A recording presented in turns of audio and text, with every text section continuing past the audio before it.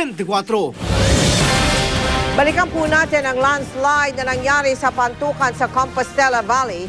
Ilan sa mga nailigtas doon ay sinugod po sa ospital sa Tagum sa Davao del Norte. Ang sitwasyon doon tinutukan ni Steve Dailisan live. Steve? Yes, Mel, sa siyam na biktima ng landslide sa Pantukan sa Compostela Valley na dinala naman dito sa Davao Regional Hospital, 4 yung pinaka-obserbahan ng mga doktor dahil sa kanilang mga tinamong head injury. Yung 2 sa kanila, Mel, ay agad isinailalim sa operasyon matapos nga na madala dito sa ospital. Mag-aalas 12 ng tanghali, Mel, nang dumating dito sa Davao Regional Hospital sa Tagum City yung siyam na minero sakay ng dump truck. Ayon kay Dr. Berthelot Laulao, nananatili pa rin sa intensive care unit ang mga minerong sina Jimboy Andao Jr., 24 years old, Edgardo Cacho, 29 years old, Nonito Recaña, 44 years old, at Jason Dayame. Sumailalim sila sa minor surgery, yung 2 nilagyan ng tubo yung baga dahil nagkaroon ng hangin dahil sa fracture sa dibdib.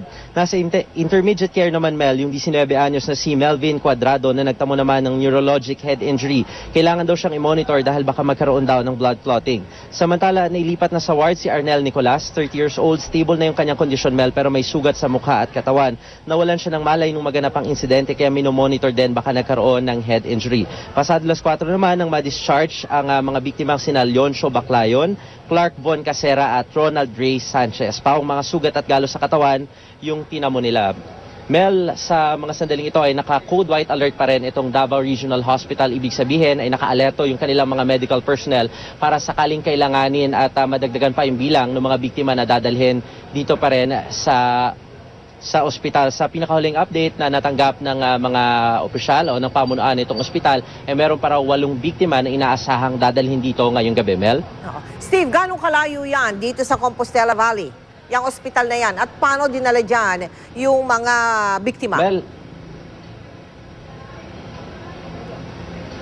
ang pinaka-sinakyan daw nitong mga biktima na nakaligtas ay sinakay sila sa dump truck dahil ito lamang yung sasakyan na maaring makarating doon sa bulubunduking bahagi kung saan nangyari yung pagguho. Kaya nga yung pagdala sa kanila dito inabot din ng ilang oras, Mel. Siguro mga nasa 3 hanggang 4 na oras daw bago sila nakarating dito sa ospital, Mel. Oo. So ano ngayon mga paghahanda dyan sa ospital na yan? Saka-sakaling meron mga isugod pa dyan, no? Sapagkat patuloy pa rin daw ang rescue operations magpapatuloy bukas ng umaga. Steve?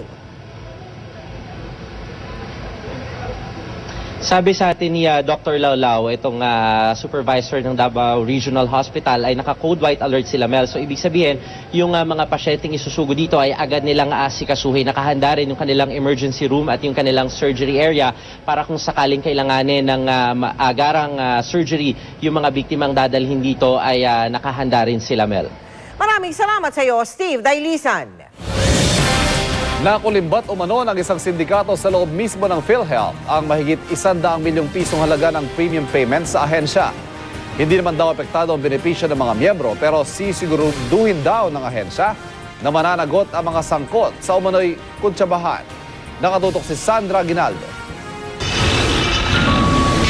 Mahigit 100 million pesos na halaga ng premium payment sa PhilHealth ang posibleng naibulsa ng isang sindikato. Ayon kay Dr. Eduardo Banzon, President and CEO ng PhilHealth, ito ang lumabas sa kanilang investigasyon na isinagawa mula noong maluklok siya sa pwesto noong Oktubre. Sa siyam na transaksyon daw na posibleng nagsimula taong 2009, hindi nakarating sa PhilHealth ang bayad ng isang malaking kumpanya para sa kontribusyon ng mga empleyado nito. Dumiretso raw ito sa isang private bank sa Tanawan, Batangas at nai-encash naman kahit sa PhilHealth na kapangalan. Apparently, there was some manipulation of our database to make it appear as if it has been paid, even though na hindi. 30 empleyado ang iniimbestigahan ng PhilHealth. Sa susunod na linggo, iti-turn over ng PhilHealth ang resulta ng investigasyon sa National Bureau of Investigation para sa posibleng pagsasampa ng kasong kriminal. Bahala na raw ang NBI kung isasama ang mga opisyal ng bangko at malaking kumpanya sa kanilang investigasyon. We will be billing the multinational company because it is a possession that we were never paid those premiums. And I think they are aware of that, or we have already communicated the position on that. Tiniyak naman ng PhilHealth, hindi apektado ang kanilang operasyon at benepisyo ng mga miyembro. We're digging deeper, but of course you have to understand also we're doing it at the same time while protecting our database. We'll make sure that this wonderful program, called the National Health Insurance Program, which is of course yung pinaka-importanteng parte ng universal healthcare agenda ng gobyerno natin, ay hindi po magko-compromise. Alagaan po namin to, yung pong word namin dyan. Sandra Aguinaldo, Nakatutok, 24 Oras. Sa gitna ng paghahanda para sa pista ng itim na Nazareno, may mahigpit na tagubili ng alkalde ng Maynila.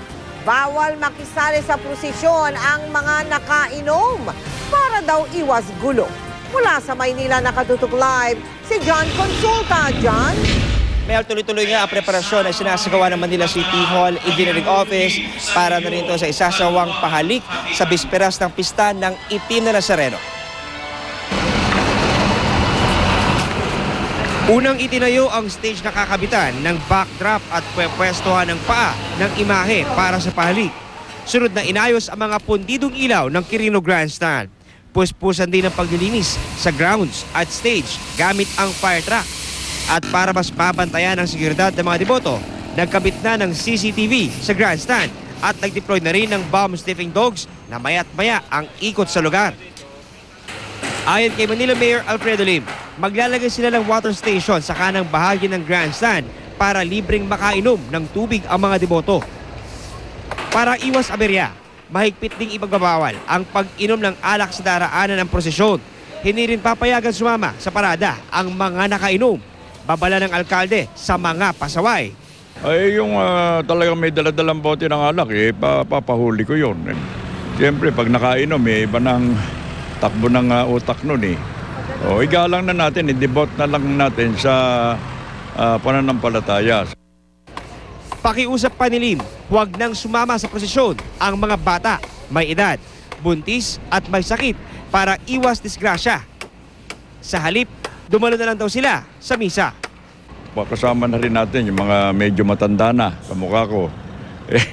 Medyo mahina-hina ang katawan nun, baka mabalya yun di ba? Pabor naman ang ilang nakausap namin. Pero ikaw mismo, hindi ka nalalapit? Hindi nga kasi mahirap yung daming tao Baka ano? Ano ako Kaya agos ko na lang yung towel. Mahirap sumama pag may high blood ka na talaga. Lalo na yung init ng panahon na yan.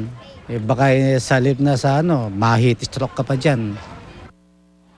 Samantala, Mel, ay kinansilan na ng Department of Education ang klase sa mga paaralan na daraanan ng prosesyon ng itim na Nazareno sa Lunes.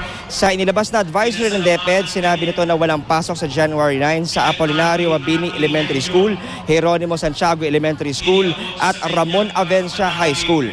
Ang mga naturang paaralan, Mel, ay nasa ruta ng prosesyon para sa pista ng itim na Nazareno. Wala na rin pasok ang Adamson University sa Lunes. Sa January 10 ay balik normal na ang klase sa mga nabanggit na eskwelahan. Mel? Maraming salamat sa iyo, John Consulta. At taon-taon ay hindi mahulog ang karayom ang Quiapo sa dami ng mga nakikiisa sa pista ng itim na Nazareno. At pagkatapos ng selebrasyon, ubod din ang dami ng basura. Kaya panawagan ng dalawang grupo sa mga deboto, huwag magkalat. Nakatutok si Connie Siso.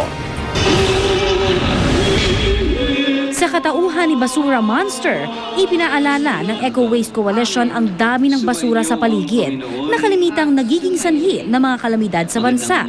Si Noli Abinales, presidente ng Buklod Tao, 10 ng kanyang mga kabarangay, dumayo pa mula San Mateo Rizal para ipaalala ang sinapit nilang trahedya noong bagyong Ondoy dahil sa walang patumanggang pagtatapon ng basura. Kami biktima ng Ondoy at kami ay saksi na santambak na basura ang nagbigay ng pasakit sa amin. Nilibot ng dalawang grupo ang Plaza Miranda kanina para muling manawagan sa mga vendors at deboto ng itim na Nazareno na panatilihing malinis ang kapaligiran pagsapit ng Lunes. Ang area kasi ng Plaza Miranda, Quiapo ay sinasabi na isa sa lugar na may pinakamaraming basurang nakakalap sa loob ng isang araw.